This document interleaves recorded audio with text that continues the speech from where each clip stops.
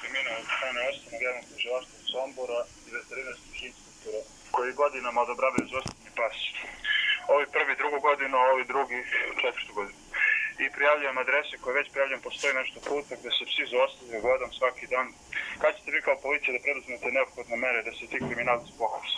Obratite se tužilaštvu. Napisao sam im 100 puta, oni stavljaju metu na čelo. Ide na pisanicu, dođite ovde, podnesite. Ja hoću da se oni pohapse, razgovor se snima, evo trenutno Svetog Save 9 sam video pas na lancu koji pravljam Samo malo da ja upišem, gospodine. Ja zastavljam Tasić Igor, da sada organizovano kriminal konačno zaustavi. Kažem, učestvuju u tužilaštvu, nevjerojatno prosto.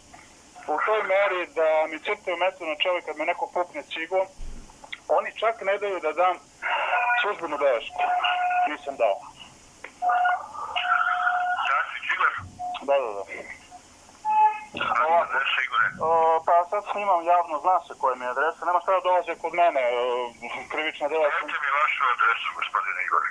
Pa zna se, ne bi anonim, nek bude anonimno prijavljen zbog snimanja, snimam zbog toga, zna se ko sam. Pa ne bi to, vi ste se predstavili, dajte Dobro, mi vašu pa adresu. sam, na Svetog Save 9 se zostavlja pas.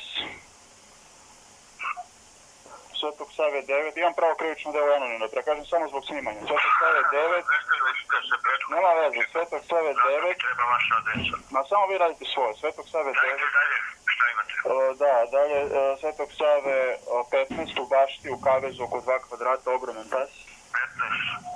Još nešto. Čekajte, to je bilo 11, vamo je 13, da, 15 i ima još da Sime Pogačarića 23, u podrumu nekom se zatvoraju ogromnog psa. Sime Pogačarića 23 i samo sekund, vidim da li sam još nešto vidio, ja šta vidim to, imam koliko hoće slučajeva. Za sad to. Dobro. Doviđenja.